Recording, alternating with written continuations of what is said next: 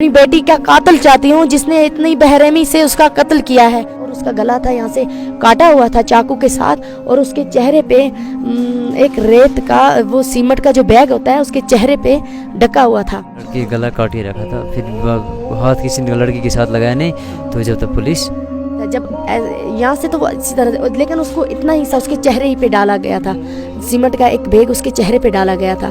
फिर मैंने इनको आवाज़ दी कि बाबा तुम यहाँ आ जाओ, मेरी बेटी को क्या हुआ है, ये बेहोश क्यों है, इसे उठाते हैं घर ले जाते हैं। लेकिन बाबा कहने लगा नहीं बेटी, हम इसे हाथ नहीं लगा सकते, हम इसे नहीं ले जा सकते। बस हमें कुछ नहीं चाहिए, हमें सिर्फ इंसाफ चाहिए।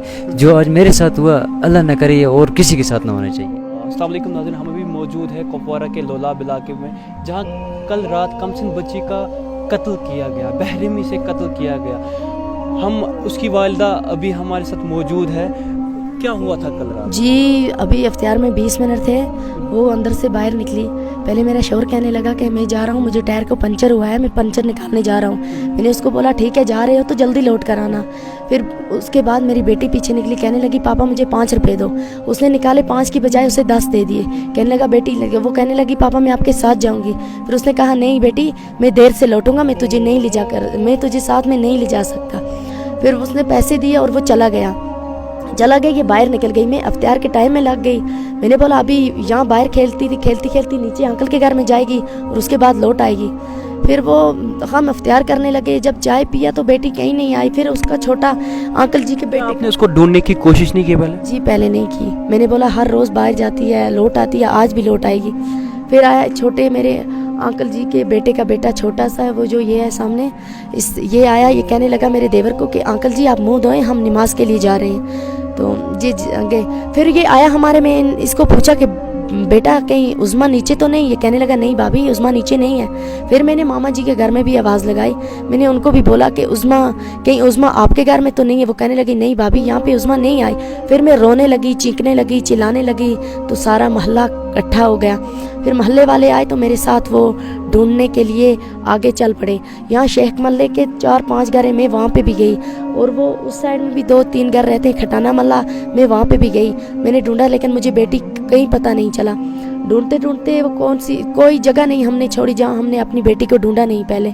उसके बाद मेरे शौहर आए, कहने लगे, उसके बाद वो लौट आए। मैंने पहले सोचा कि वो उसके साथ होगी। जब वो आए तो हमने उससे पूछा तो उसके साथ नहीं थी, वो भी लगे ढूंढने। जब उसे भी नहीं मिली तो उसे भेज दिया, अंकल जी ने उसे भेजा कि पहले जाओ, आप जाओ पहले थाने में इत्तला डाल कर आओ। उसके बाद वो चला गया इत्तला डालने के लिए, उसके साथ 3-4 आदमी और चले गए, वो इत्तला डालने के लिए चला गया। उसके बाद जब मुझे कहने लगा, ये नीचे चाचा एक रहता है, मुझे कहने लगा बेटा लाइट लेकर जाओ और वहाँ ऊपर देखो, जाकर एक दफ़ा और ढूंढो। जब मैं गई तो मैंने बोला अंकल मैं जा रही हूँ, मेरी टांगों में कुछ हिक्कत भी तो नहीं बची, मैं ढूंढ कर थक गई हूँ। लेकिन वो गई कहाँ, उसे ज़मीन खा गई या आसमान निकल गया। फिर मैं गई वहाँ से ढूंढते ढूंढते सड़क से नीचे उतरी तो गई। फिर मैंने जहाँ से उसे ढूंढा था मैं फिर से वहीं चली गई। वहाँ से आते आते मैंने वो बहुत सारे नीचे पहाड़े हैं, बाथरूम है, मैंने उनको भी खुला कर देखा तो कहीं नहीं मिली।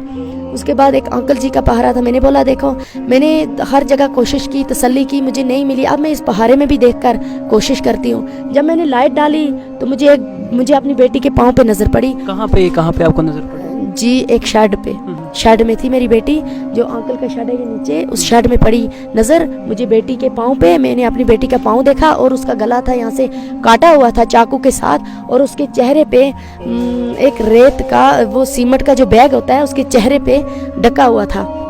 क्या चाहते हैं आप? इंसाफ चाहती हूँ, जिसने इतनी घटिया हरकत की। मैं चाहती हूँ, मैं आप सबों से ये रिक्वेस्ट करती हूँ कि मुझे जल्द से जल्द इंसाफ चाहिए और कातिल को फांसी की सज़ा होनी चाहिए। आपको किसी पे शक है? जी नहीं।